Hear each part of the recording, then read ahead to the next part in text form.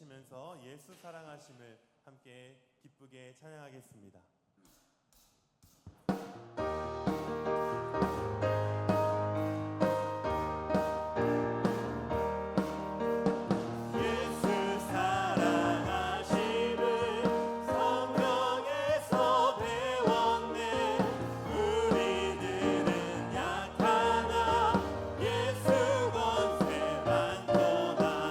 날 사랑하신 날 사랑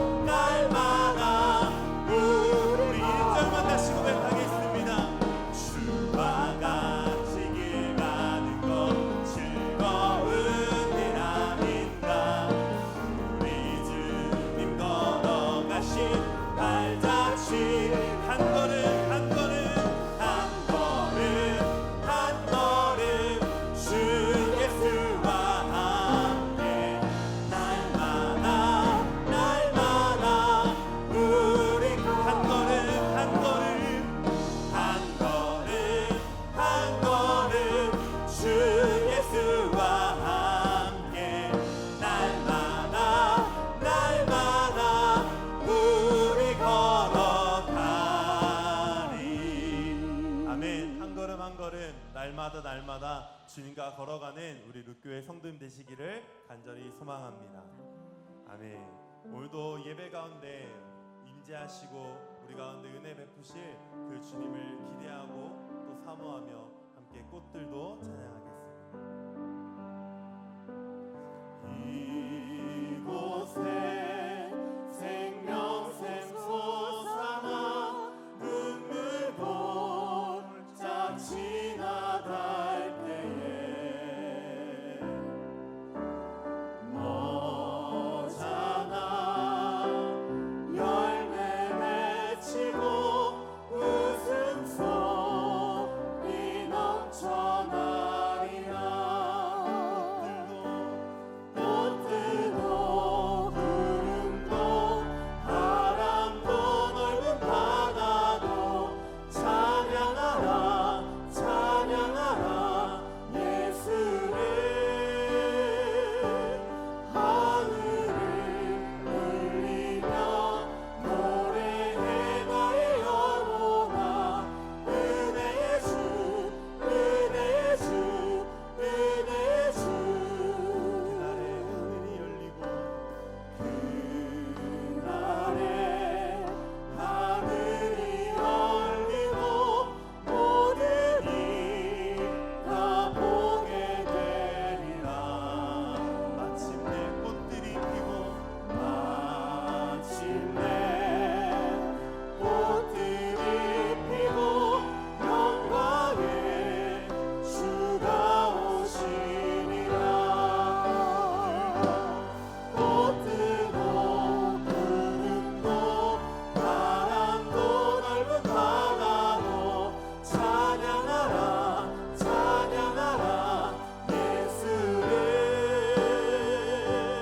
하늘을 울리며 노래해 나의 영혼아. 은혜의 주 은혜의 주 은혜의 주.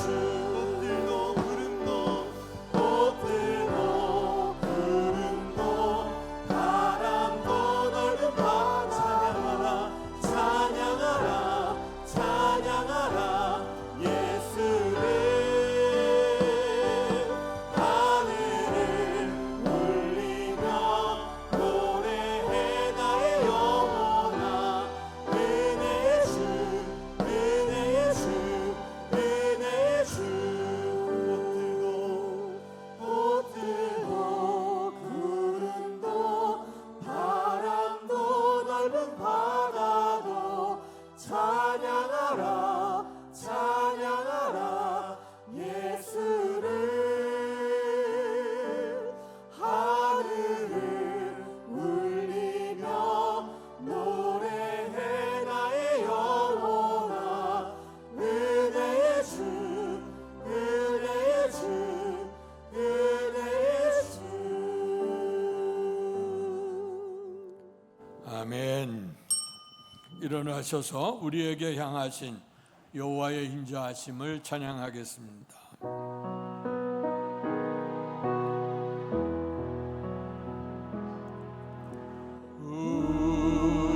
우리에게 향하신 여호와의 인자하심이 크고 크도다.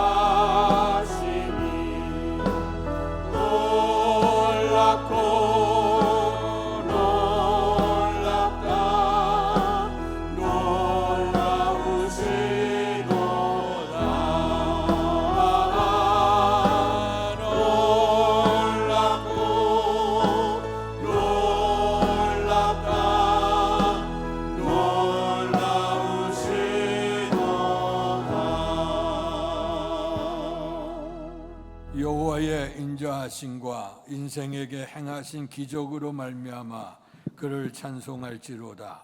그가 사모하는 영혼에게 만족을 주시며 줄인 영혼에게 좋은 곳으로 채워주심이로다.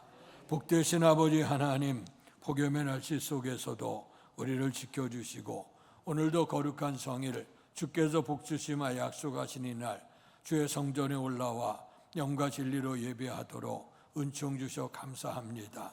드려진 예배가 하나님께는 큰 영광이 되게 하시고 참여한 모든 심령들 속에는 평강과 기쁨 넘칠 수 있는 복된 예배가 될 수 있도록 은혜를 베풀어 주시옵소서. 예수님 이름으로 감사하며 기도하옵나이다. 아멘.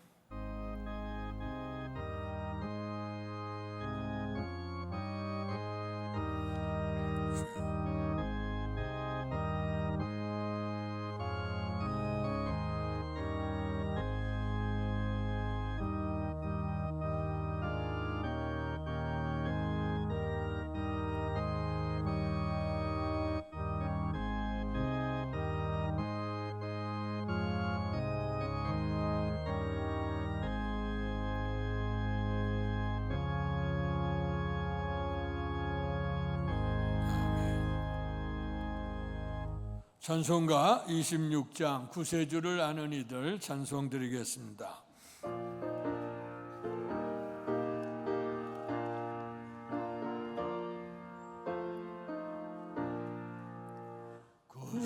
구세주를 아는 이들 찬송하고 찬송하세. 맘과 뜻과 힘 다하여 경배드리세.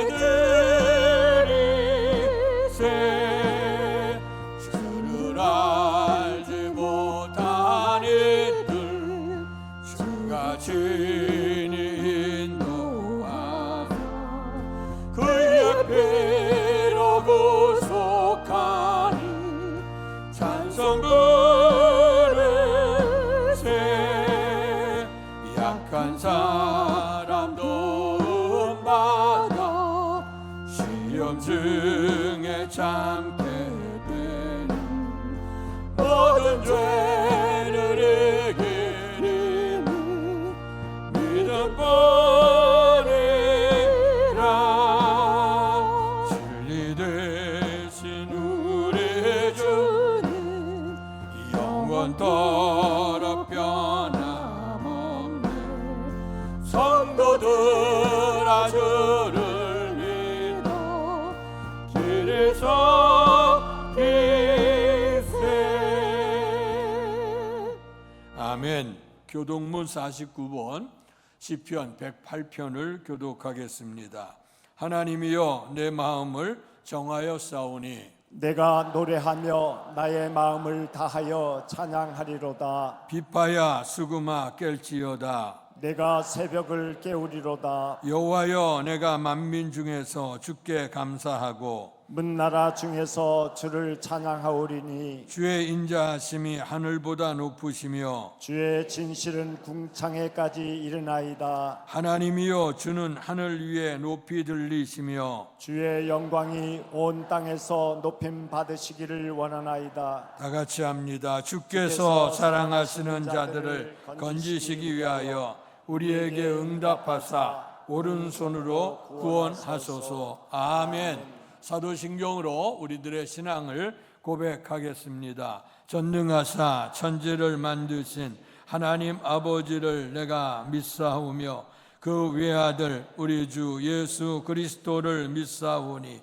이는 성령으로 잉태하사 동정녀 마리아에게 나시고 본디오 빌라도에게 고난을 받으사 십자가에 못 박혀 죽으시고 장사한 지 사흘 만에 죽은 자 가운데서 다시 살아나시며 하늘에 오르사 전능하신 하나님 우편에 앉아 계시다가 저리로서 산 자와 죽은 자를 심판하러 오시리라. 성령을 믿사오며 거룩한 공회와 성도가 서로 교통하는 것과 죄를 사하여 주시는 것과 몸이 다시 사는 것과 영원히 사는 것을 믿사옵나이다. 아멘.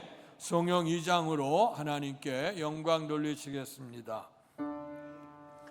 찬양 성부 성자 성령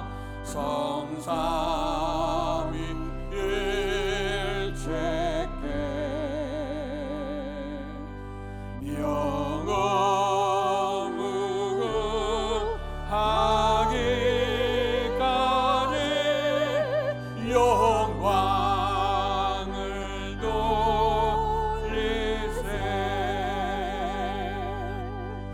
영광을 돌리세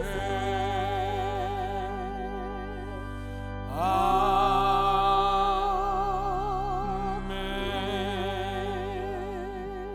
자리에 앉으시겠습니다. 이 시간 예배를 위해서 같이 합심해서 기도합니다. 성령 강림 절기가 계속되고 있습니다. 성령의 충만함으로 죄와 의된 길을 분별하게 되고 심판에 대한 심각성을 알아서 진리의 길로 성령의 열매를 맺으며 살게 해 주옵소서. 이 나라의 이 민족의 갈등과 번민을 넘어서 다시 번영과 안정을 이룰 수 있는 아름다운 나라 되게 해 주옵소서. 우리 교회 선교적 사명을 위해 기도하시고 특별히 여름 행사들 또 여름 선교학교 준비하는 가운데 있는데 하나님의 국률이 사랑하는 어린 심령들에게 넘치게 해달라고 기도하시고 또 이제 선교적 사명을 위해 기도합니다. 특별히 오늘 우리 이건희 선교사님 말씀 증거하실 터인데 그 선교 사역에도 주께서 함께 하시는 은혜가 넘치고 또 은혜 받기에 주옵소서. 다 같이 합심해 기도합니다. 할렐루야. 복되신 아버지 하나님 은혜와 사랑을 감사합니다. 귀한 은혜를 우리에게 더하시고 오늘도 주 앞에 예배할 수 있도록 예배 자리를 이끌어 주시며 한마음 한뜻을 합심해 기도하도록 은총 주시니 감사합니다. 기도 중에서 함께 하시고 역사하시는 우리의 주님의 은총을 사모하며 믿음으로 드리오니 하나님 기뻐 받아 주시옵소서. 아버지 하나님 성령 강림 절기를 우리에게 주셨습니다. 오순절 마가다락방에 맺던 성령의 충만함이 우리 속에 임재함으로 말미암아 주께서 약속하였던 보혜사 성령님 우리에게 보내주셔서 죄에 대해서 의에 대해서 깨닫게 하여 주시고 심판에 대해서 우리를 경고하시며 깨닫게 하심으로 말미암아 이 땅에서 우리가 진리의 길을 사모하고 또 성령을 통해 지혜를 얻어서 아버지 하나님 우리의 삶 속에 성령의 열매를 많이 맺어 하나님께 영광을 돌려 하늘의 신령한 복과 땅의 기름진 은혜를 얻을 수 있는 축복된 삶을 살아갈 수 있도록 도와주시옵소서. 아버지 하나님께서 반만년 역사를 통해서 이 나라에게 역사하시고 하나님 보호하셔서 우리나라 만세 우리가 고백할 수 있는 나라가 되게 했는데 그러나 아버지 작금의 갈등과 번민과 아버지 이렇게 분열과 등 속에서 민족의 심각한 고통과 괴로움 속에 있는 거 주께서 기억하여 주시고 이제 아버지 인간의 생각이나 또 인간의 이념이나 아버지 인간의 어떤 아버지의 정치나 권력으로 인해서가 아니라 정말 주님의 사랑이 아니고는 이 땅에 화목을 이룰 수 없는 줄 압니다. 에스겔이 우리에게 든 것처럼 손바닥 위에서 둘이 하나가 되리라 두 막대기가 하나가 되어지는 것처럼 이제 아버지 인연과 아버지 생각을 넘고 또 아버지 민족이 이제 더 나가서 평화 통일을 이룰 수 있는 그 아름다운 나라가 되기 위해 주도 하나이요 믿음도 하나요 성령도 하나라 했으니 이런 아버지 하나가 되게 하는 일 힘써 지킬 수 있는 이 민족이 되도록 도우시기를 원합니다. 또 아버지 분단의 갈등을 통해서 많은 염려가 있고 많은 고난이 있습니다. 하나님 이제 이 문제도 인간의 힘으로 넘을 수 없는 벽입니다. 그러나 주께서 하시면 될 줄로 믿습니다. 민족의 복음화 민족의 평화 통일이 은혜 가운데 이루어짐을 알며 이제 그동안 많은 어려움 속에 도움을 받았던 이 나라가 세계 역사 속에 많은 것으로 공헌할 수 있는 축복된 민족으로 서기를 원합니다. 우리의 교회를 주께서 이곳에 허락하시고 지난 역사를 통해서 떨어진 이삭을 주어 안일곡으로 만들시는 선교적 사명 있게 하시니 감사합니다. 지난날 함께했던 하나님의 은혜가 이제 점점 널리 퍼져나갈 수 있도록 은혜를 주시고 특별히 아버지 무더운 여름철에 진행되어지는 아버지 하나 이제 여름 행사를 위해 함께 하시길 원하고 이제 어린이 교회학교 여름 성경학교가 진행되는 가운데 있습니다. 하나님 기억하시길 원하고 어린 심령들이 어려서부터 주의 말씀을 받고 믿음 안의 변화를 이루고 새롭게 되어질 수 있는 축복도 은혜도 베풀어 주실 줄로 믿습니다. 하나님의 긍휼 자비가 넘치고 어린 심령서부터 주의 사랑과 은총을 믿어 잘 자랄 수 있도록 하나님 긍휼과 자비를 더해 주시기를 원합니다. 아버지 하나님, 또 아버지 하나님, 우리 권희 선교사님 이제 스리랑카 선교 또 보고하며 말씀 증거합니다. 이제 우리 속에 선교적 사명 불타오르고 주님의 영상을 입은 사람들이 아버지 하나님 한 사람도 잃어버리지 않도록 우리에게 사랑과 은총을 주시는 주님의 마음을 알아서 우리가 선교적 사명에 동참하며 하나님의 영광을 이룰 수 있도록 도와주시옵소서. 예배 중에 살아계신 하나님을 만나는 은혜가 있게 하시고 우리의 연약함이 깨끗이 십자가 보혈로 치유받게 하여 주시고 하늘 물려서 주시는 복이 넘칠 수 있는 복되고 은혜로운 예배가 될 수 있도록 축복해 주시옵소서. 예수님 이름으로 감사하며 기도하옵나이다. 아멘.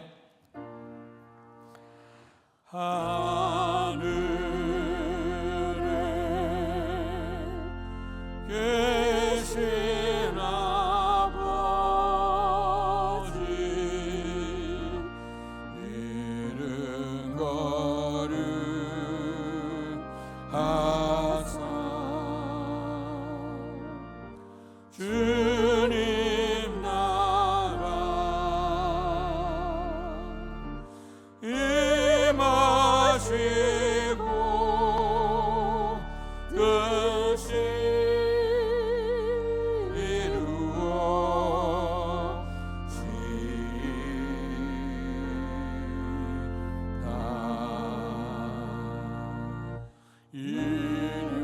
일용할 양식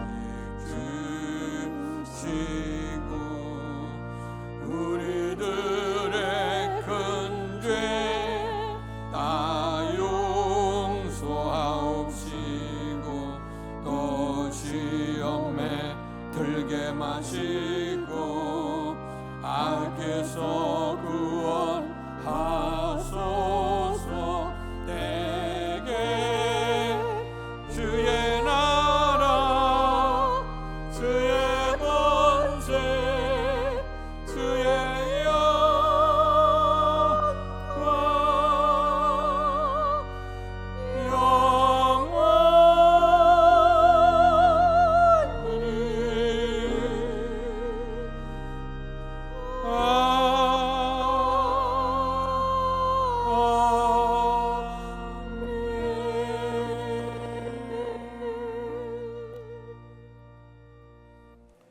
오늘 우리에게 허락해 주신 하나님의 말씀은 신약성경 사도행전 28장 31절 말씀입니다. 한 절입니다. 다 같이 우리 한 목소리로 크게 봉독하겠습니다. 하나님의 나라를 전파하며 주 예수 그리스도에 관한 모든 것을 담대하게 거침없이 가르치더라. 아멘. 이 시간 애절 중창단 나오셔서 우리 주님을 찬양하시겠습니다.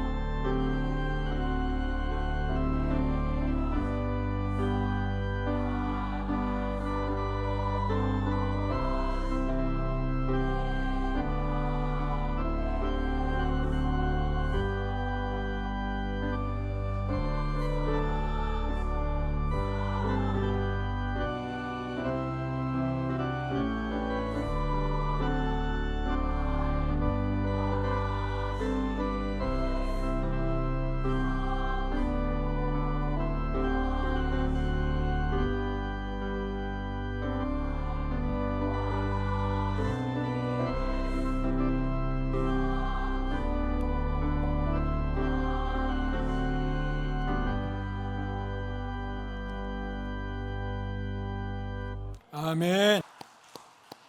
예, 감사합니다. 날 구원하실 친구 우리 오직 예수님이신 줄 믿습니다.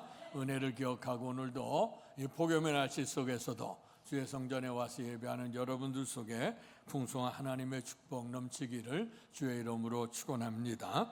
오늘은 우리 스리랑카에서 사역하신 우리 이건희 선교사님께서 멈추지 않게 하는 힘이라 하는 제목을 가지고 하나님의 말씀을 증언하겠습니다. 오늘 나오시게 될 때 박수로 한번 크게 환영하고 말씀 듣습니다.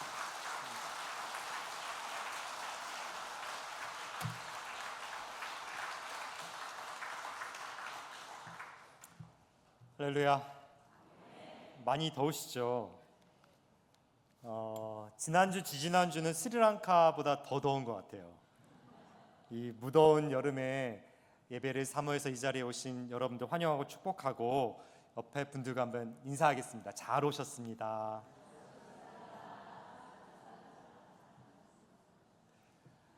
작년 12월부터 제가 거주 비자에 문제가 있었습니다. 그리고 1월 달에 저희 마음과 또 저희 상태를 여러분들과 나누고 저희 말씀 전했는데 그때 룩교회 또 김모 목사님, 남선교회, 여선교회 모든 성도님들이 격려해 주시고 또 기도해 주셔서 제가 큰 힘을 얻었습니다. 혼자가 아니구나 이런 생각을 갖게 되었습니다. 그래서 어려움들 극복하고 다시 이 자리에 여러분 앞에 설 수 있게 되었습니다. 부족한 자를 인도해 주시고 함께 또 격려해 주시고 끌어주신 하나님께 먼저 감사드리고 또 룩교회와 김모 목사님 모든 성도분들께 감사드립니다. 우리 잠깐 기도하겠습니다. 살아계신 하나님 감사합니다. 무더운 여름이지만 하나님께서 이 자리에 우리를 불러주시고 또 예배할 수 있도록 우리에게 은혜 주심에 감사합니다. 기왕 이 자리에 왔으니 주의 말씀이 한 문장 한 단어라도 우리 마음속에 들어와 그 말씀이 우리 삶을 변화시킬 수 있도록 인도하여 주옵소서. 부족한 종이 섰습니다. 부족한 것은 주님 십자가 뒤에 감춰주시고 오직 주의 말씀과 주의 영광만 드러나는 시간 될 수 있도록 인도하여 주옵소서. 감사하며 예수님의 이름으로 기도했습니다. 아멘. 오늘은 여러분과 함께 멈추지 않게 하는 힘, 멈추지 않게 하는 힘이라는 제목으로 하나님의 말씀 나누면서 스리랑카 선교 이야기 하도록 하겠습니다. 작년과 올해는 저희 선교 사역과 또 저희 삶 속에 저를 멈춰 세우려고 하는 것들과 싸움이 굉장히 많았습니다. 잘 아시는 것처럼 제 거주 비자가 한 7개월 동안 문제가 있어가지고 비자가 저를 좀 멈춰 세우게 했고 또 제가 7개월 동안 스리랑카에서 왔다 갔다 거리면서 한국을 왔다 갔다 거리면서 사역을 했는데 들어가 있는 중간에 또 심장에 좀 문제가 생겨가지고 협심증 증상으로 또 건강이 저를 멈춰 세우게 하기도 했습니다. 그리고 올해는 제가 원래 8월달에 잘 나오지 않는데 지금 이 자리에 나온 이유는 저희 첫째 아이가 이제 대학을 가고 또 아직 합격은 안 돼가지고 합격을 해야 가는 건데 대학을 가게 되고 또 독립을 하게 됐어요. 저희가 17년 차인데 첫째 아이가 3살 때 가서 지금 20살이 되었습니다. 그래서 혼자 이제 살아가야 되는데 또 아이가 이렇게 살려고 하니 생활비에 대한 부분들 또 아이가 살아가야 되는 부분들 여러 가지 이런 부분과 또 싸움이 계속되었습니다. 여러분 인생 가운데서도 여러분이 가야 할 길이 분명히 있는데도 불구하고 여러분들을 멈춰 세우게 하는 것들이 있을 겁니다. 때로는 건강이 그럴 수도 있고 관계가 그럴 수도 있고 또 재정이 그럴 수도 있을 것 같아요. 가던 길을 멈춰야 하는 그 상황. 한국교회는 또 어떠합니까? 한국교회도 분명히 우리가 가야 할 길이 있지 않습니까? 한국교회에 대한 사명이 있는데 그럼에도 불구하고 종교화되고 세속화되면서 한국교회가 가야 될 상황을 가지 못하는 경우가 많이 있습니다. 이러한 저와 여러분에게 또 한국교회와 룩교회에게 오늘 하나님께서 바울의 이야기를 통하여 하실 말씀이 있으실 것입니다. 바울의 이야기를 통해서 주께서 우리에게 하시는 말씀을 살펴보도록 하겠습니다. 오늘 본문은 사도행전의 마지막 장 마지막 구절입니다. 하나님의 나라를 전파하며 주 예수 그리스도에 관한 모든 것을 담대하게 거침없이 가르치더라. 이 바울의 이야기입니다. 바울이 하나님의 나라를 전파하고 예수 그리스도에 관한 모든 것을 담대하게 거침없이 가르친다라는 그 구절이에요. 근데 제가 이 구절을 묵상하면서 제 마음속에 궁금증이 생긴 단어가 있습니다. 그 단어는 뭐냐면 거침없이라는 단어예요. 거침없이라는 단어가 굉장히 좋아 보입니다. 바울이 거침없이 주의 복음을 전했어. 선교사로서 되게 부러운 단어이기도 합니다. 그런데 이 단어의 원래 뜻은 아무런 방해물 없이, 장애물 없이라는 뜻이에요. 그러면 다시 읽어보면 바울이 아무런 장애물 없이, 아무런 방해 없이 하나님의 나라의 복음을, 예수 그리스도에 관한 모든 복음을 가르쳤다, 이런 말인데, 실제 바울의 삶을 보면 정말 그가 복음을 전할 때 아무런 방해가 없었습니까? 아니죠. 바울이 정말 많이 맞기도 했고 죽을 뻔도 했습니다. 오늘 사도행전 28장만 보더라도 바울이 지금 가택연금 상태, 즉 갇혀 있는 상태에 있고요. 그리고 그를 지키는 군인이 있다, 16절에 나와 있고, 20절에는 쇠사슬에 매어 있다라고 나와 있습니다. 그리고 오늘 본문에서 거침없이라는 단어 앞에 담대하게 라는 단어가 있습니다. 여러분, 담대하게라는 말은 언제 쓰는 거예요? 두려움이 있는 상황에서 쓰는 단어이지요. 바울이 아무런 방해물 없이, 장애 없이 복음을 가르쳤다면 담대하게라는 말이 필요가 없습니다. 그런데 담대하게, 즉 두려움 있는 상황에서 담대하게 가르쳤다라는 것을 볼 수 있습니다. 실제로 사도행전 23장에 보면 바울이 유대인들에게 복음을 전할 때에 유대인들이 바울을 죽이려고 암살단을 이렇게 만들어요. 그래서 밤에 자객을 보내요, 죽이려고. 그런데 은혜로 살게 되는 이야기가 나옵니다. 오늘 본문에서 바울이 유대인들에게 복음을 전하고 있어요. 유대인들이 가택연금 상태에서 와가지고 복음을 전하는데 담대할 필요가 있었던 것은 그 사람들이 또 죽이려고 찾아왔는지 누가 알아요? 복음을 전하려고 하는데, 유대인들에게 복음을 전하려고 하는데 죽이려고 하는 상황이 많이 있었을 것이기에 담대하게라는 단어를 사용했다라는 것입니다. 그래서 제가 좀 궁금증이 생겼습니다. 바울에게 분명히 많은 어려움들이 있었고 그가 앞으로 나아가는데 장애가 있음에도 불구하고 왜 사도행전 저자는 담대하게 아무런 방해 없이 바울이 복음을 전했다라고 이야기를 하고 있는 걸까? 또 한 가지 궁금증은, 그럼에도 불구하고 바울이 여러 가지 어려운 상황에서도 불구하고 바울은 도대체 어떤 힘이 있었길래 멈추지 않고 계속해서 복음을 전할 힘이 있었는가? 이 두 가지가 궁금했습니다. 하나하나 좀 살펴보도록 하겠습니다. 사도행전 저자가 바울이 많은 어려움에 있을지라도, 많은 그를 방해하는 환경이 있을지라도 방해 없이, 아무런 장애 없이 복음을 전했다라고 하는 이유가 있습니다. 그 이유는 이 거침없이라는 단어를 통해서 하나님의 나라, 하나님의 복음, 주의 약속, 하나님의 말씀은 거침없이 앞으로 나아간다는 것을 강조하고 있는 거예요. 오히려 강조하는 거예요. 반어법이라는 게 있지 않습니까? 그래서 실제로는 앞으로 나아갈 수 없는 환경이지만 거침없이라는 단어를 통해서 하나님의 약속과 복음이 나아가고 있다, 강하게 나아가고 있다라는 것을 이야기하고 있는 것입니다. 마지막에 가르쳤다라는 단어가 있는데, 이게 헬라어로 문법적으로 그 분사 형태를 가지고 있습니다. 분사 형태는 뭐냐면 가르치고 계속해서 가르치고 있다라는 것을 표현할 때 분사 형태예요. 근데 그때만 가르치고 있는 것이 아니라 바울 이후에도 이것이 계속해서 가르쳐지고 지금 오늘날에도 가르치고 있다라는 것을 표현할 때 이 분사 형태라는 것을 써요. 그래서 사도행전 저자가 하나님의 말씀과 예수 그리스도의 복음이 여전히 어떤 장애물이 있더라 하더라도 복음이 거침없이 나아가고 있다라는 것을 굉장히 강조하면서 쓴 말씀이 오늘 말씀이라는 것입니다. 7월 달에 한국에 와서 세계 선교사 대회를 참석했습니다. 처음으로 참석했는데, 세계 선교사 대회는 4년에 한 번 전 세계 선교사님들이 이렇게 모여가지고 선교에 대해서 의논하고 또 전략도 짜고 기도하고 그런 모임이에요. 초교파로 모입니다. 그래서 한 610명 정도의 선교사가 모여서 그 대회를 치렀습니다. 가서 세계 선교가 어떻게 진행되고 있고 한국 선교는 어떻게 진행되고 있는지가 궁금했습니다. 첫째 날, 둘째 날에 이제 발표를 하신 30여 차 되신 선교사님이 이제 발표를 하시는데 세계 선교의 트렌드, 동향에 대해서 이제 말씀을 하시는 거예요. 그러면서 과거에서 지금까지 이제 교회 부흥기가 선교의 부흥기가 같이 이렇게 찾아옵니다. 그래서 영국 교회 같은 경우 한 30년에서 50년 사이 선교사를 어마어마하게 보내던 시절이 최고의 부흥기였고요. 교회가 한 100년 정도 부흥을 했다 그래요. 그리고 나서 이것이 이렇게 옮겨져서 온 곳이 미국입니다.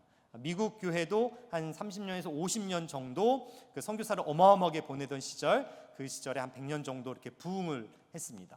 그리고 넘어온 것이 우리나라입니다.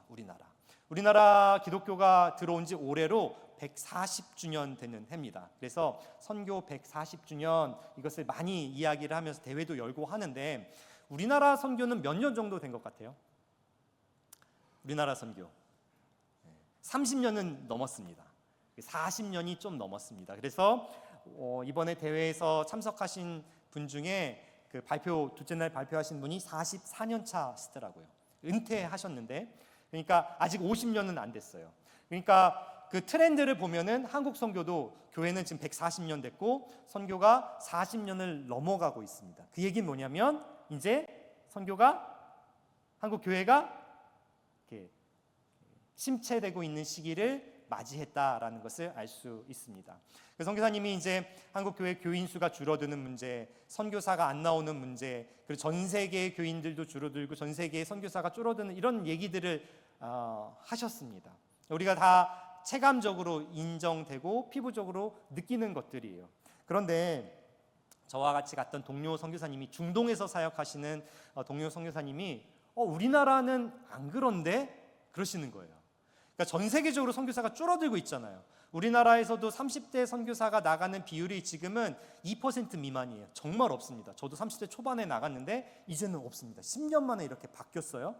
근데 우리나라는 안 그런데 그러시는 거예요. 중동인데 선교사가 2,000명이래요. 2,000명. 오는 선교사 계속 온대요. 분명히 우리나라 사람은 아니에요. 미국 사람도 아니에요. 영국 사람도 아니에요. 그럼 이 사람들이 어디서 올까? 조사를 해봤더니 남미에서 그렇게 많이 온다라고 해요. 전 세계 선교사 수, 전 세계 그 교인 수 줄어들 거라고 생각했는데 제가 그것도 조사를 해봤어요. 조사를 해봤더니 선교사 수가 2000년대에 42만 명이었대요. 그런데 지금 2023년에서 2025년도에 43만 5천 명 늘었습니다. 우리나라는 줄었고 전 세계의 선교사는 늘었고, 그럼 선교사 수가 늘면 그거에 맞춰서 교회에 부흥하는 교회가 있다라는 거고 부흥하는 나라가 있다라는 거예요. 근데 그 나라가 우리나라는 아니다. 무슨 얘기입니까? 촛대가 옮겨지고 있다라는 것을 의미합니다. 하나님의 촛대가 영국 교회에 부흥하고 선교사를 파송하고 옮겨져서 미국 교회가 부흥되고 선교사를 파송하고 옮겨져서 우리나라 교회가 부흥되고 선교사를 파송했는데 지금 우리나라 교회에서 남미 쪽으로 촛대가 옮겨지고 있다라는 것을 의미한다라는 거예요. 굉장히 심각한 이야기입니다. 우리가 깨어서 기도해야 된다는 이야기입니다. 에어컨이 안 나와서 여름에 무덥잖아요. 그래서 교회를 안 가요. 휴가니까 놀러 가는, 그래서 교회를 안 가요. 그런 사이에 촛대는 옮겨지고 있다라는 거예요. 희망이 한 가지 있는데, 이 선교사님이 이제 발표하실 때 미국 교회가 30년 정도 선교사를 막 보내다가 이제 침체기를 겪었대요. 그런데 그 사이에 50년 공백을 겪고, 그리고 나서 다시 50년 후에 다시 미국 교회가 부흥하기 시작했고 선교사를 막 보내기 시작했대요. 그래서 미국 교회의 부흥은 선교사를 계속해서 보냈던 건 한 100년 정도, 중간에 공백기 한 50년 있지만 100년 정도 이어졌습니다. 그 얘기는 뭐냐면 미국 교회가 하나님의 그 바지끄드랭이를 이렇게 붙잡고, 하나님 촛대 옮기는 걸 좀 잠깐만 보류해 주세요, 우리 좀 살려주세요 라고 했던 그 시간이 있었다라는 거예요. 따라서 한국 교회도 깨어있는 그리스도인들이 하나님 촛대 좀 잠깐 멈춰주세요, 우리가 잘못했어요, 하나님 좀 살려주세요 라고 기도하고 회개하고 나가야 한다라는 것입니다. 지금 바로 그때라는 거예요.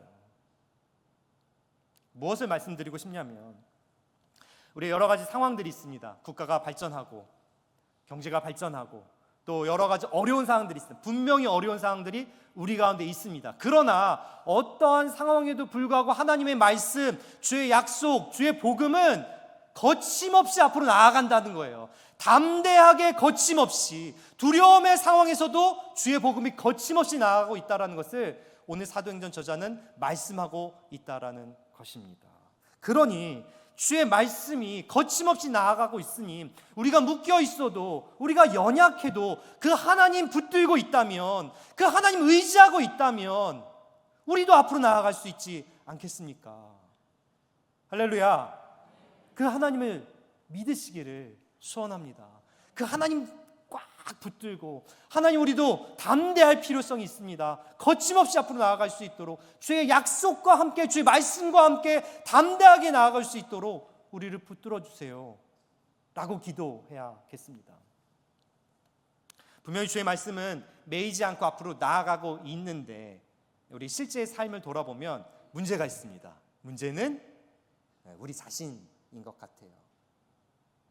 문제가 있는데 하나님보다 문제가 더 커 보이는 거예요. 문제보다 크신 하나님 우리가 믿고 있지만 우리의 삶을 보니까, 우리의 영적인 상태를 보니까 문제가 하나님보다 더 커 보이고 두려움이 있고 어떻게 해야 될지 모르는 그 상황에서 가만히 서 있는 우리가 문제라는 것입니다. 그래서 오늘 바울을 통해서, 바울은 완전히 이렇게 막혀있는 상황에서도 계속해서 복음을 전했잖아요. 바울을 통해서 바울에겐 도대체 어떤 힘이 있었을까? 그를 거침없이 담대하게 앞으로 나아갈 수 있었던 힘은 무엇인가를 살펴보도록 하겠습니다. 제가 바울을 이렇게 보니까 그를 거침없이 앞으로 나아갈 수 있게 했던 두 가지 힘이 있는데, 첫 번째는 그가 인생에서 겪은 가장 중요한 일에서 찾을 수 있고요. 두 번째는 바울이 쓴 성경 중에서 가장 영향력이 있는 책에서 찾을 수 있겠습니다. 첫 번째, 바울의 인생에서 바울이 겪은 가장 중요한 사건 무엇일 것 같아요? 바울의 인생에 있어서 가장 중요한 사건, 바로 회심 사건입니다. 다메섹으로 가는 길에서 예수님을 만난 그 사건이 바울의 인생에 있어서 가장 큰 사건이었습니다. 근데 이 사건이요, 되게 놀랍고 특별하고 신비한 사건이었습니다. 왜냐하면 바울이 그 예수 믿는 사람들을 죽이러 막 가고 있었는데 소리가 들려요. 사울아 사울아 왜 네가 나를 핍박하느냐라는 소리가 들려요. 근데 이 소리가 다른 사람에겐 들리지 않았어요. 바울에게만 들렸던 특별한 소리였어요. 또한 바울이 빛으로 예수님을 만났는데 이 빛도 다른 사람들에게 보이지 않았던 특별한 빛이었습니다. 다시 말해서 하나님의 놀라운 은혜를 경험한 만남이었습니다. 스리랑카에는 부모의 종교가 자녀의 종교가 되는 경우가 한 97% 정도 됩니다. 거의 부모가 불교면 자녀도 불교, 부모가 힌두교면 자녀도 힌두교, 그렇습니다. 근데 다른 종교를 갖고 있다가 개종한 사람들이 종종 있습니다. 저희 신학교에도 그런 친구들이 있고 제가 사역하고 있는 교회에도 그런 친구가 있습니다. 개종을 했더니 개종한 여자아이였어요. 여자아이가 교회를 가는데 그 아빠가 이렇게 펄펄 끓는 뜨거운 물을 그냥 부은 거예요. 이렇게 부어가지고 전신에 화상을 입은 거예요. 그만큼 개종을 하면 엄청난 박해가, 엄청난 대가가 따라옵니다. 그럼에도 불구하고 개종하고 주의 길을 가겠다 하는 학생들이 저희 신학교에 많이 있습니다. 어떻게 개종하고 신학교를 가겠다고 할까? 바로 바울이 만났던 그 예수님을 만난 경험이 그들에게 있었기 때문에 그렇습니다. 몇 가지 친구들의 이야기를 드리자면, 한 친구는 자기 형이 힌두교였는데 이렇게 길을 가다가 뱀에 물렸대요. 독사에 물렸는데, 독사에 물리면은 빨리 해독제를 이렇게 주사를 이렇게 맞아야 되는데 병원을 가려고 하는데 또 다른 독사가 와서 또 물었대요. 두 번을 물은 거예요. 그러고 병원을 갔는데 이거는 약이 없다, 방법이 없다, 이제 너는 곧 죽을 거다, 이랬다는 거예요. 그랬는데 근처에 있던 목사님이 와서 그 형을 위해서 기도를 했는데 난 거예요. 할렐루야. 그래서 그 형이 예수를 믿기 시작하고 그 형의 동생이 예수를 믿으면서 그 동생이 저희 신학교 학생이 되었습니다. 또 한 친구는 마약하던 친구였어요. 마약을 너무 많이 해가지고 그냥 마약은 좀 비싸니까 이제 본드나 이런 화학품도 막 해가지고 환각에 있고 이러니까 피부가 다 벗겨진 거예요. 그래서 그 친구 얼굴을 보면 백반증 있는 사람처럼 얼굴이 다 벗겨졌어요. 이렇게. 이 친구가 마약을 너무 많이 하니까 그 피똥을 싸는 거예요. 이게. 그래서 병원에 갔더니 너 2주 안에 죽는다. 이거는 방법도 없고 너 죽는다. 그랬대요. 그랬는데 그 마약하다가 회심해가지고 목회하는 목사님이 그 친구한테 와가지고 기도해주고 너 이왕 죽을 거니까 신학교 나가가지고 성경이나 좀 배우다가 죽어라 이랬대요. 그래가지고 그 저희 스리랑카에서 북쪽 한 거기 차로 가려면 한 10시간 걸리는 거기서 저희 신학교로 온 거예요. 와가지고 성경 배우고 뭐 이러다 보는데 그 친구가 2달 살고 죽을 거라 그랬는데 2달을 넘겼어요. 3달을 살았어요. 4달을 살았어요. 그리고 1년을 살았어요. 지금도 살아있습니다.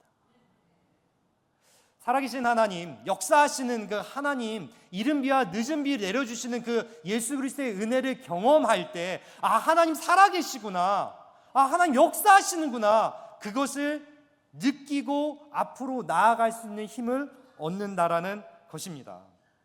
여러분은 이 살아계신 하나님을, 이 살아계신 예수님을 여전히 의지하고 여전히 경험하고 있습니까? 예전에 경험한 거 말고요. 내가 예전에 좀 은혜 좀 받았지, 내가 예전에 하나님 만나서 하나님 나 치유해 주셨지, 그거 말고 어제, 오늘, 요즘 그 예수님의 은혜를 경험하고 계십니까? 하나님은 살아계십니다. 예수 그리스도는 살아계십니다.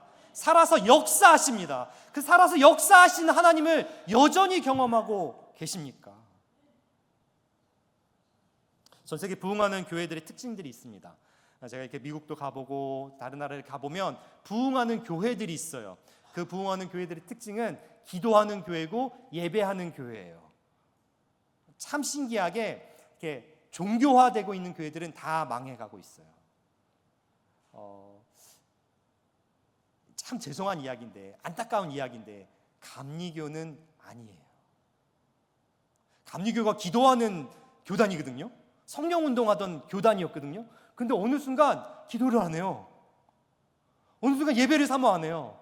그래서 감리교 숫자가 우리나라에서 예전엔 3번째였어요. 장로교, 합동, 통합, 그 다음에 감리교였는데 지금은 4번째입니다. 3번째가 어딘지 아세요? 순복음. 기도해서 그래요. 기도하는 교회. 미국 교회도 가도 보니까 순복음 계열의 교회들이 부흥하고요. 스리랑카도 순복음 계열의 교회들이 부흥해요. 기도하니까 말씀을 사모하게 되고, 말씀을 사모하다 보니까 기쁨이 오고, 기뻐하다 보니까 예수님 경험하고 체험하고, 그러면서 앞으로 나아갈 수 있는 힘을 얻게 된다라는 것입니다.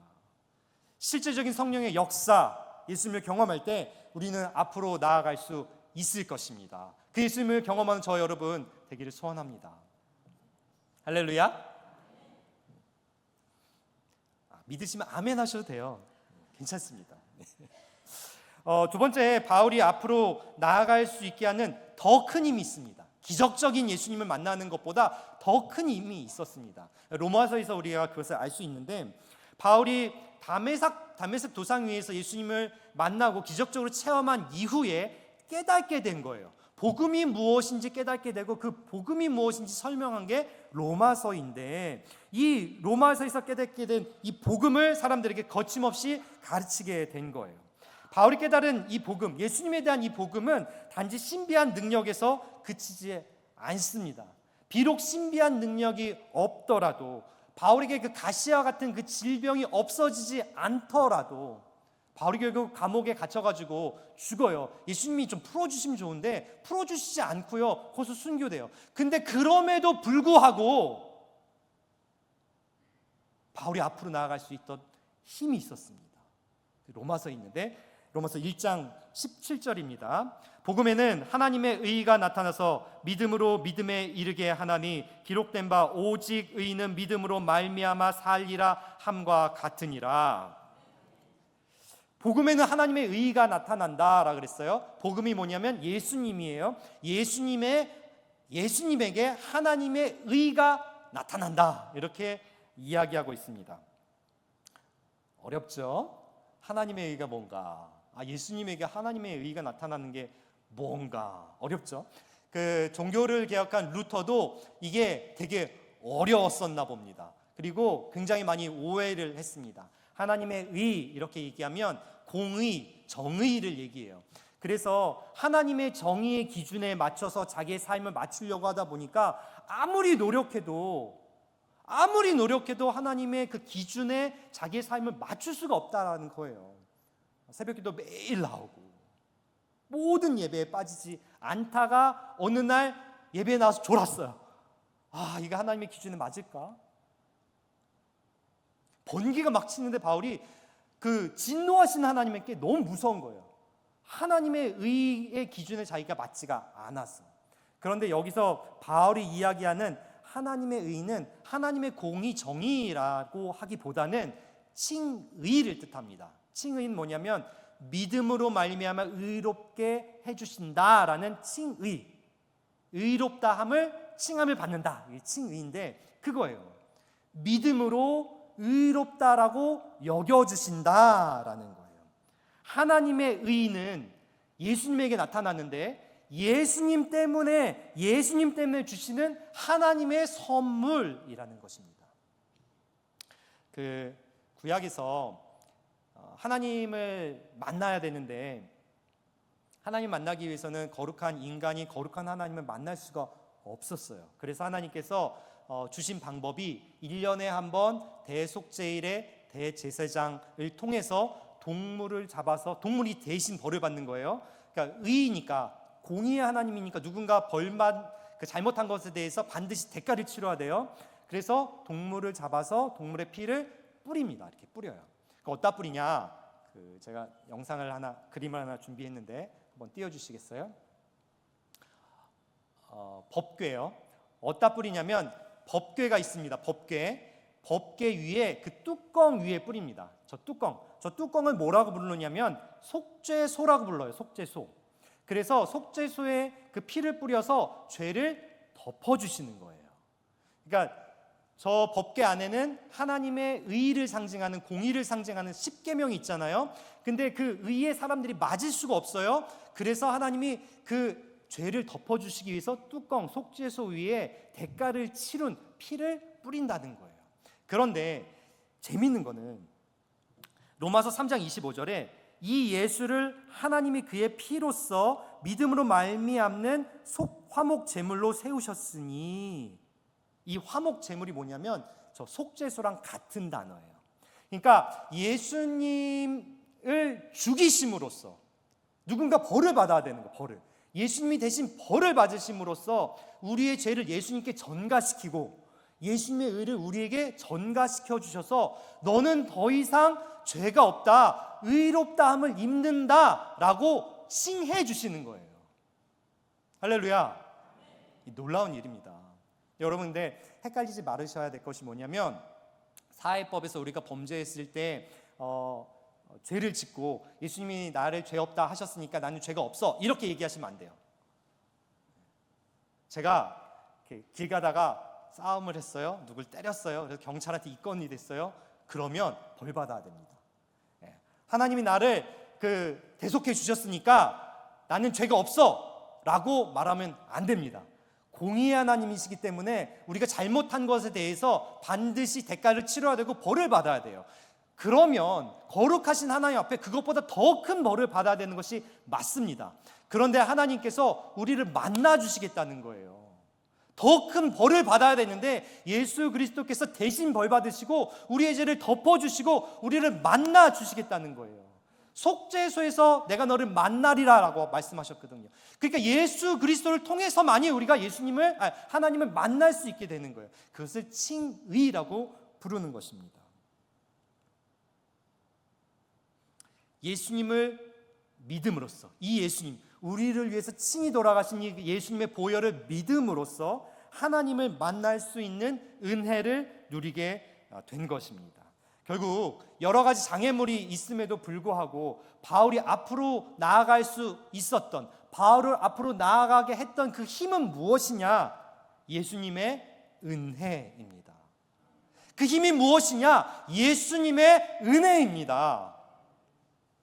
다시, 예수님의 은혜입니다. 신비하게 예수님을 만나주셨던, 내가 받을 자격이 없는데 나를 고쳐주셨고 이른 비를 내려주셨고 늦은 비를 내려주셨던 그 예수님의 은혜 때문이었고, 바울이 살인했던 사람이잖아요. 그런데 그럼에도 불구하고 다윗도 살인했던 사람들이잖아요. 그럼에도 불구하고, 물론 벌 받습니다. 그럼에도 불구하고 하나님이 그 죄를 덮어주시고 만나주시고 그 죄를 자신 예수 그리스도께 전가하고 예수님의 일을 전가받아서 하나님을 만나게 해주셨던 그 은혜 때문에 앞으로 나아갈 수 있게 된 것입니다. 바울이 은혜 받을 자격이 있어서 그 은혜를 받았습니까? 은혜가 무엇입니까? 받을 자격 없는데도 불구하고 부어주신 하나님의 선물 아닙니까? 그것을 은혜라고 하지 않습니까? 하나님 앞에서 어떠한 행위로도 인간이 의로워질 수 없습니다. 내가 아무리 잘해도, 아무리 헌금을 많이 해도 의로워질 수 없어요. 하나님 만날 수가 없어요. 그럼에도 불구하고, 그러나 예수 그리스도를 죽임으로써, 그 은혜로써 하나님 만나주신 그 은혜 때문에 우리를 의인이라고 불러주시고 또 사명 주시고 사용해 주셨던 그 예수 그리스도의 복음의 은혜, 이것이 결국 바울이 어떤 상황에서도 앞으로 나아갈 수 있게 했던 힘이라고 할 수 있겠습니다. 한국 교회가 부흥했었습니다. 근데 그 부흥이 자격이 있어서 받았던 선물입니까? 그렇지 않습니다. 예수 그리스도의 그 은혜에 감사해서, 그 은혜에 감사해서 그 은혜가 기뻐서 예배했고, 예배하니 하나님 더 만나고 싶고, 그래서 기도했고, 기도하다 보니 사명 깨달아서 선교했고, 그렇기 때문에 받은 부흥입니다. 그런데 지금은 어떻습니까? 예배보다 놀러 다니는 것을 선택하지 않았습니까? 예배보다 맛있는 거 먹으러 가는 것이 더 기쁜 것이 우리의 모양이지 않습니까? 예배보다 공부를 선택했고, 예배보다 장사를 선택했고, 그러다 보면 굳어지기 시작합니다. 이 종교 사회학적으로 그렇게 돼요. 굳어지기 시작해요. 아멘이란 말에 비판을 하기 시작해요. 아멘, 그거는 그냥 아무 말 없이 하는 아멘이지, 이래요. 전에는 은혜가 있어서 내가 믿습니다, 동의합니다, 그럼 아멘 했는데 지금은 비판해요. 주여 삼창하장 비판해요. 왜 그렇게 해야 되냐고. 사실 다니엘서에서 주여 들으소서, 주여 용서하소서, 주여 우리를 만나소서, 그 의미로 우리가 주여 했던 건데 비판하기 시작해요. 왜요? 은혜가 없어서. 그러다 보면 은혜를 값없이 여기기 시작합니다. 죄를 짓습니다. 교회가 굳어집니다. 선교하지 않습니다. 그리고 촛대가 옮겨집니다. 그것이 지금 한국교회의 모습입니다. 우리는 왜 환경 때문에 멈춰 있습니까? 왜 아무것도 하지 않고 주저앉고 있습니까? 이유는 예수님께서 우리에게 은혜 주시는데 그 예수님 계속해서 바라보지 않고 나를 봐서 그렇습니다. 내가 하고 싶은 거. 유튜브 얼마나 재밌어요, 그죠? 유튜브 보는 게 더 재밌어요. 예배 오는 것보다 더 재밌고 기도하는 것보다 더 재밌습니다. 나를 자꾸 강조하다 보면 예배는 오는데 헌금하고 내가 드러나고 싶어 해요. 은혜 있는 사람은 헌신하고 잊어버립니다. 따라합시다. 헌신하고 잊어버리자. 은혜가 없는 사람, 이게 왜 헌신하고 잊어버려, 내가 어떻게 했는데, 이렇게 나와요. 그러다 보면 교만에 빠지기 시작합니다. 교만은 성경에서 제일 큰 첫 번째 죄예요. 하나님처럼 되려고 하는 교만.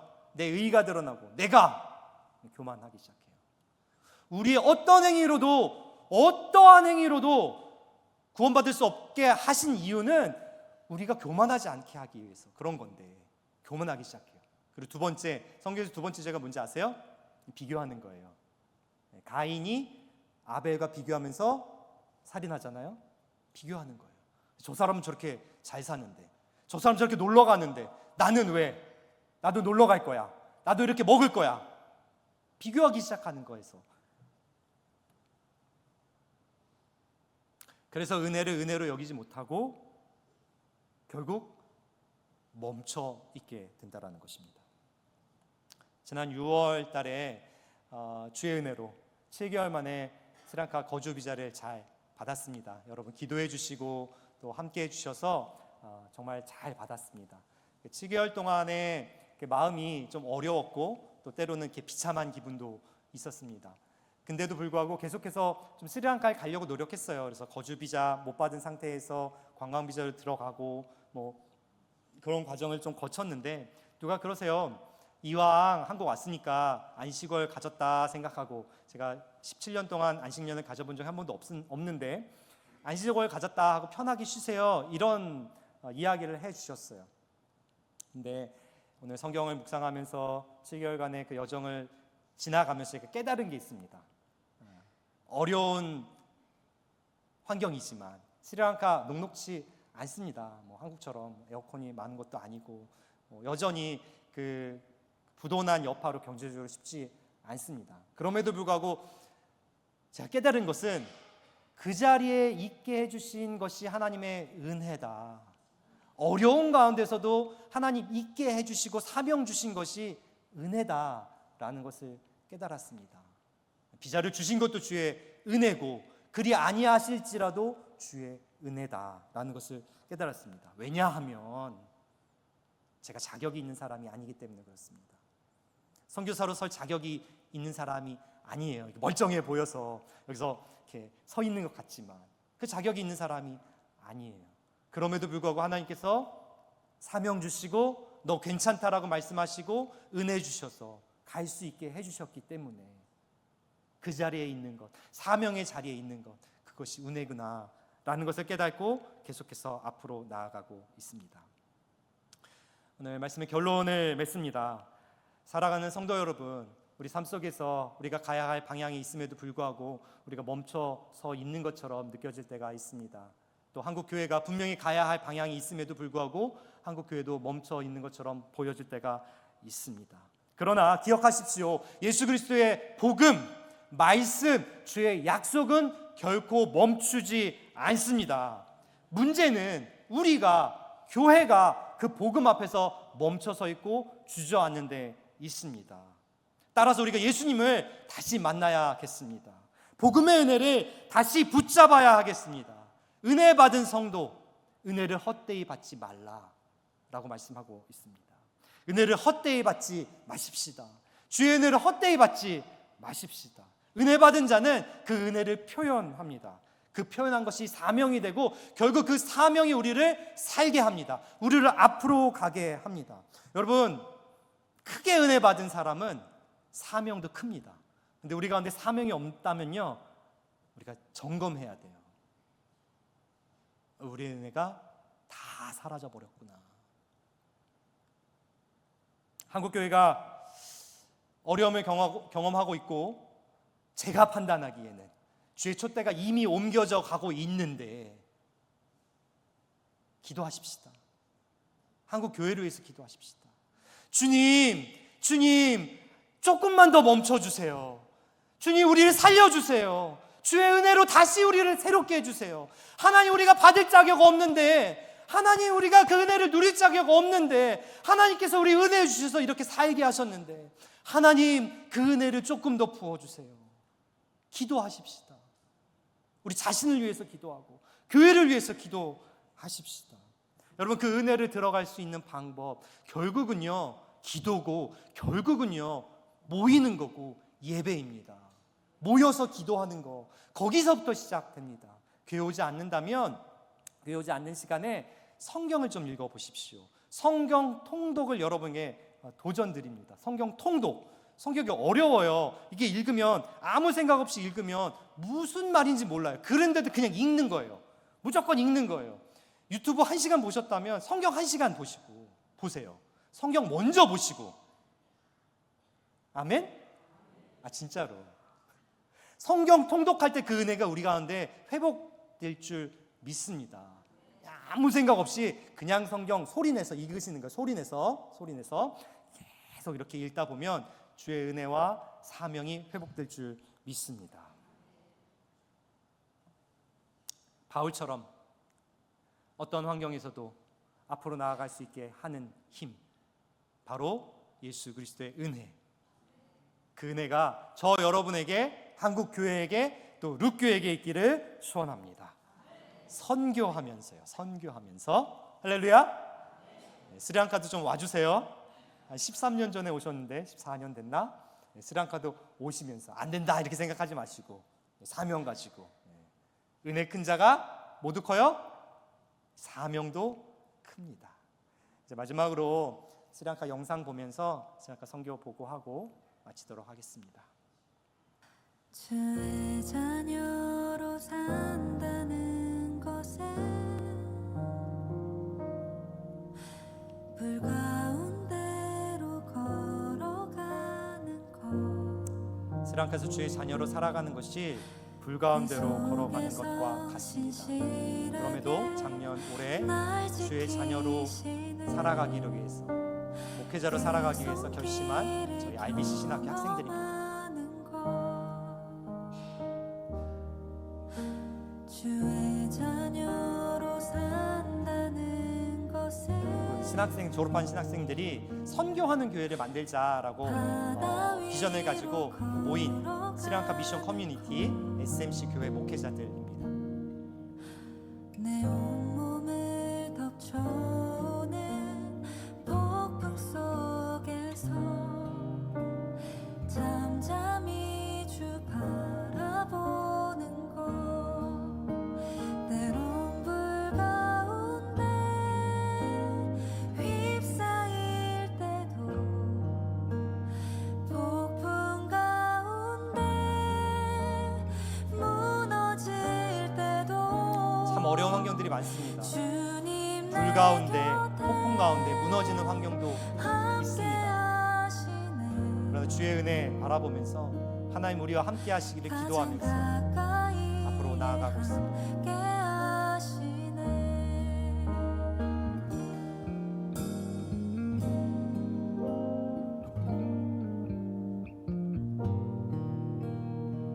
(2024년) (25년) 폭풍과 같은 시간에 거했습니다. 그러나 하나님은 믿음의 사람들을 통하여 우리와 함께 하셨고, 또 우리 안에 계셨고, 은혜 주셔서 우리가 앞으로 나아갈 수 있도록 하셨습니다.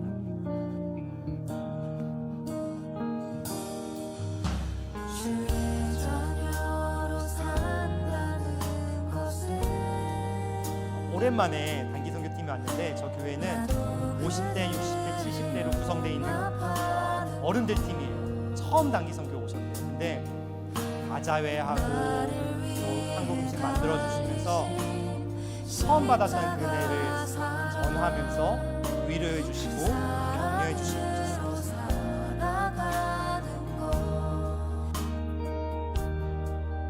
주의 자녀로 산다는 것에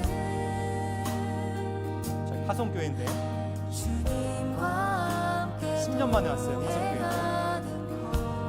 오랫동안 사역하면서 열매가 없어 보였습니다.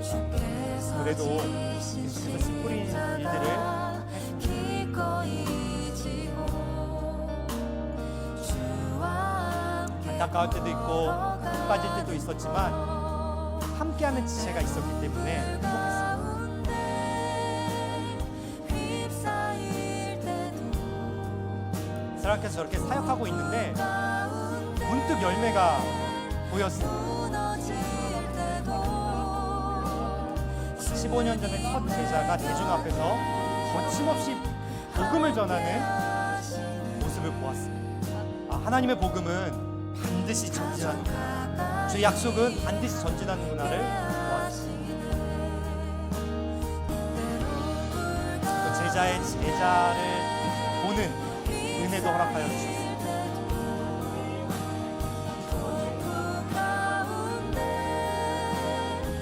저 제자의 제자 교회는 한국의 아주 작은 교회를 통하여 은혜 입은 교회를 통하여 건축했습니다.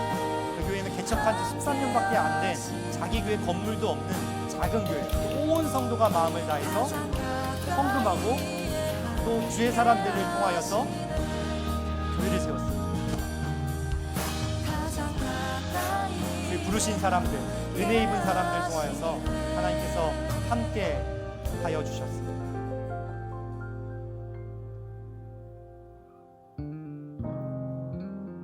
그렇게 주의 복음이 오늘도 거침없이 전진합니다. 여러분도 은혜 입은 자로서 함께 선교회, 주의 선교에 동참해 주시기를 부탁드립니다. 기도하겠습니다.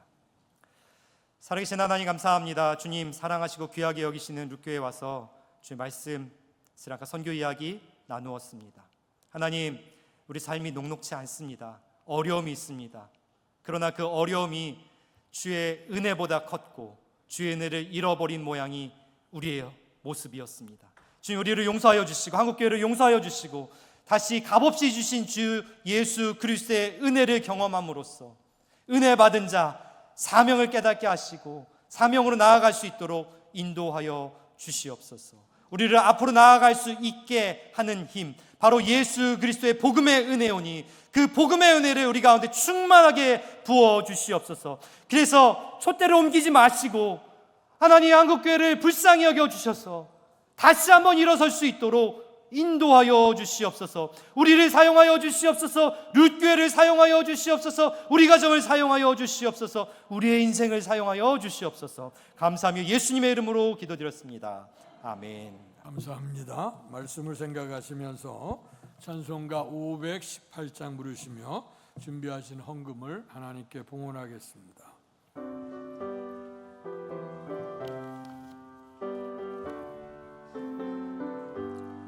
깊은 소리 들리니 예수 구원하신다.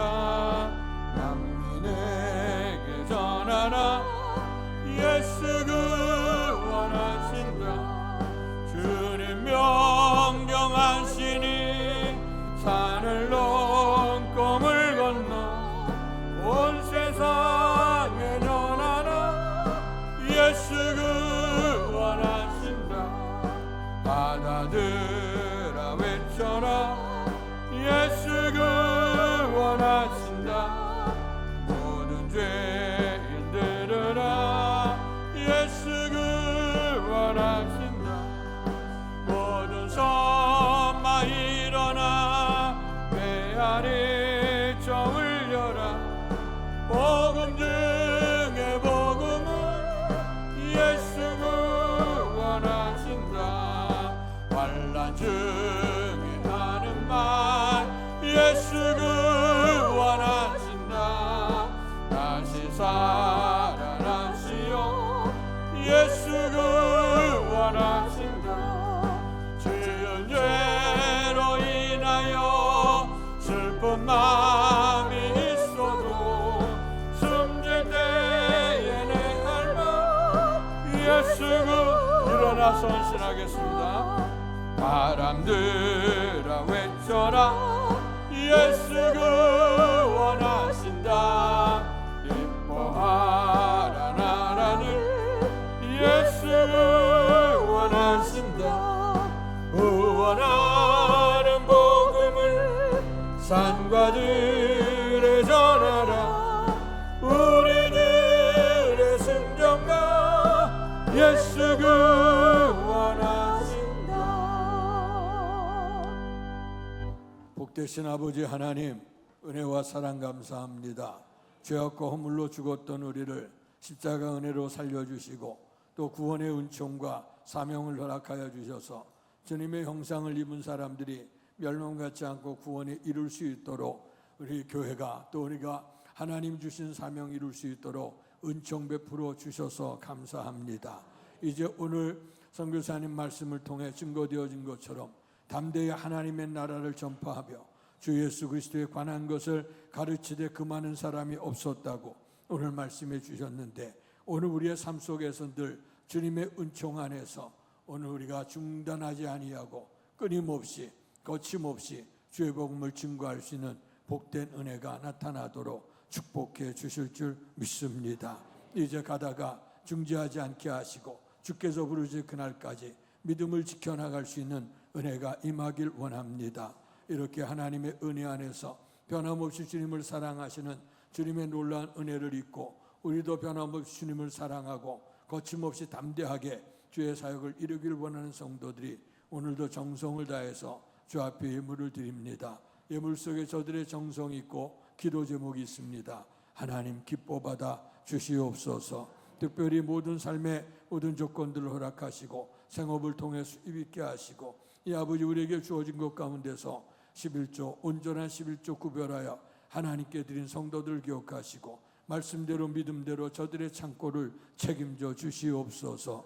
또 감사하는 손길들마다 범사에 감사할 수 있는 신앙 고백 되게 하시고 하나님을 기쁘시게 할 수 있는 삶의 결단이 있도록 축복해 주옵소서. 주일헌금과 선교헌금 드린 성도들 주께서 은총을 주시고 우리의 교회가 떨어진 이삭을 주 알곡으로 만들 수 있는 이런 선교적인 지평을 넓혀가는데 아름답게 사용될 수 있도록 축복해 주옵소서. 특별한 마음의 소원과 결단을 가지고 하나님 앞에 작정의 예물을 봉헌한 성도들을 기억하시고 믿음으로 기도함으로 드렸으니 응답받게 하여 주시옵소서. 특별히 교육관이 모델링 공사를 통해 마음을 들여서 같이 동참한 성도들을 기억하시고 그의 마음이 주의 성전에 있으니 하나님께서 저들 가운데 계심으로 말미암아 풍성한 은혜로 축복해 주실 줄로 믿습니다. 아버지 하나님, 오늘 무더운 절기 가운데서도 하나님 앞에 예배를 드릴 때까지 성전 봉사에 힘쓴 사랑하는 성도들을 기억하시길 원하고 저들의 수고를 하나님 기억하시며 풍성한 은총으로 건강의 복과 영생의 복 허락해 주시옵소서. 특별히 하나님께서 베풀어진 은총에 대해서 감사한 마음을 가지고 환난의 시기 속에 수많은 문제 속에서도 주님의 은혜를 기억하며 범사에 감사하는 모습으로 성도의 예찬을 제공하는 가정을 기억해 주옵소서. 믿음의 고백대로 하나님께 영광 돌리고 날마다 감사함이 넘쳐서 베풀고 나눌 수 있도록 하나님 크신 축복을 더해 주실 줄 믿습니다. 또 강단미하로 영화롭게 하는 가정을 기억해 주옵소서. 지난 1년도 하나님 지켜주시고 앞으로 살아가는 날 동안도 하나님께서 함께 하시는 놀라운 은혜가 임할 수 있는 아름다운 가정, 아름다운 사업이 될 수 있도록 하나님 축복해 주실 줄로 믿습니다. 너희들의 헌신을 통해서 예수의 향기가 꽃향기처럼 날릴 수 있는 아름다운 축복을 더해 주시옵소서. 이제 못다 구한 모든 것까지도 하나님께서 풍성한 은혜 가운데 채우시길 원하고 주의 나라가 이 땅에 임하는데 아름답게 사용이 되고 헌신도 기뻐 받으시면서 거침없이 주의 뜻을 이루는데 쓰임이 될 수 있도록 축복해 주옵소서. 예수님 이름으로 감사하며 기도하옵나이다. 아멘.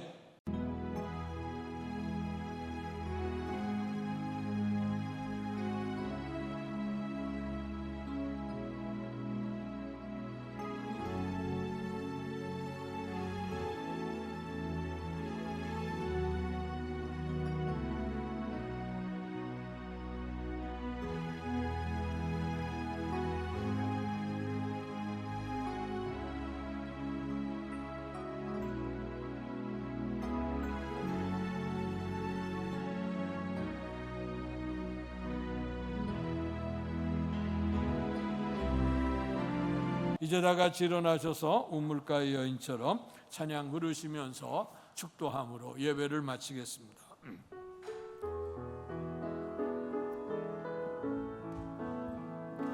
우물가의 여인처럼 난구했네.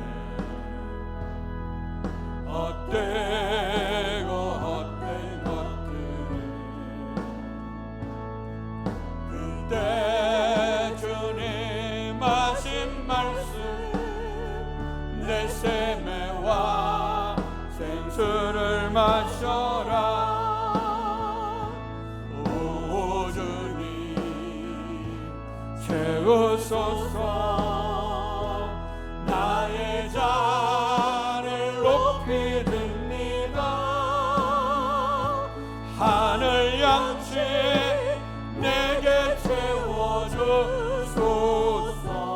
넘치도록 채워주소서.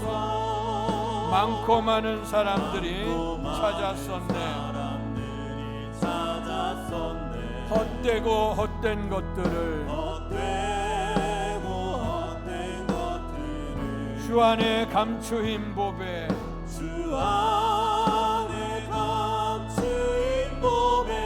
세상 것과 난 비길 수 없네.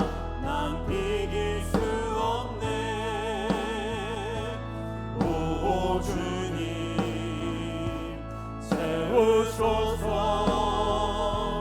나의 자를 높이 듭니다. 하늘 양식 내게 채워주소서. 넘치도록 채워주소서. 내 친구여 거기서 돌아오라. 내 주의 넓은 품으로 우리 주님 너를 반겨. 그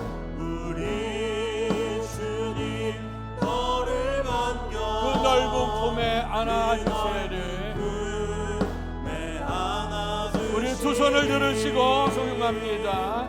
오 주님 채우소서. 나의 자를 높이 듭니다. 하늘 양식 내게 채워주소서. 모든 것을 담대하게 거침없이 전하게 하옵소서. 우리 두 손을 들으시고 주여 삼창 부르며 기도합니다. 주여 주여 주여. 아버지 하나님 은혜와 사랑 감사합니다. 죄악과 허물로 죽었던 우리를 십자가 은혜로 구원해 주시고 우리를 통해서 영원권의 사명을 허락하여 주셔 감사합니다. 사도가 우리 선교자의 길을 걸어가면서도 아버지 하나님 그가 하나님의 말씀에 대해서 예수 그리스도에 대해서 담대하게 거침없이 말씀을 전파하고 가르쳤다고 했습니다. 아버지 하나님여 이제 우리가 구원의 은총을 받았으니 이제 우리가 이 놀라운 사랑을 받았으니 이것이 우리에게 특권이 되게 하시고 특권으로 머물러 있지 않게 하시고 이것이 사명이 됨으로 말미암아 때를 어떤지 못했던지 간에 주의 사랑과 은혜를 증거할 수 있는 축복자의 삶을 살아갈 수 있도록 은혜를 베풀어 주옵소서. 오직 성령이 너희 임하시면 너희가 권능을 받고 예루살렘과 온 유다와 사마리아 땅 끝까지로 내 증인이 되리라 하셨습니다. 이제 아버지 하는 우리 있는 자리서부터 아버지 예루살렘과 온 유다 아버지 사마리아 땅 끝까지 우리를 통해서 지경을 넓혀주시는 대로 주의 사랑과 은혜를 증거하는 삶을 살기를 원합니다. 특별히 오늘 아버지 하는 스리랑카에 우리 이건희 선교사님 오셔서 신앙의 불모지 속에 복음을 인도합니다. 무생의 땅입니다. 불교가 만연되어져 있고 아버지 힌두교가 만연되어 있고 각세 우상 숭배에 빠져있는 그 땅에 들어가서 복음의 씨앗을 뿌리게 될 때 하나님의 은혜와 하나님의 영광 보게 하시되 내가 믿을 때 하나님의 영광을 보리라 했으니 가사야오 힘들지 않도록 지켜주시고 도와주시고 담대하게 거침없이 증거하며 가르치는 삶이 될 수 있도록 하나님 은총을 더해 주시옵소서. 복되신 아버지 하나님 은혜와 사랑 감사합니다. 오늘 귀한 주의 종을 통해서 아시아며 하나님의 나라에 대해서 우리가 예수 그리스도에 대해서 담대하게 거침없이 말씀을 전파하고 가르칠 수 있는 사명 주셔 감사합니다. 먼저 믿게 된 것 특권이지만 이것이 곧 사명으로 옮겨져서 성령이 마시며 권능을 받고 예루살렘과 온 유다와 사마리아 땅 끝까지 이르러 복음의 증인되는 데 쓰임될 수 있도록 축복해 주실 줄 믿습니다. 우리 이건희 선교사님 스리랑카 사역을 기억하시고 하나님의 마음에 들 수 있는 사역이 되게 하시고 주의 나라가 임하는데 크게 쓰임될 수 있도록 하나님 은총 베풀어 주시옵소서. 이제는 성부와 성자와 성령 크신 하나님의 은총과 충만한 복이 오늘 하나님의 나라를 전파하며 주 예수 그리스도에 관한 모든 것을 담대하게 거침없이 가리키며 전파하기를 결단하며 돌아가는 사랑하는 성도들 머리 위에와 가정과 사업과 자녀 위에 또한 주께서 피주어 세우신 주의 몸된 교회와 이 나라 이 민족과 우리를 통해 역사하시는 세계 선교 현장 위에 이제로부터 영원토록 함께 계시기를 간절히 축원하옵나이다. 아멘.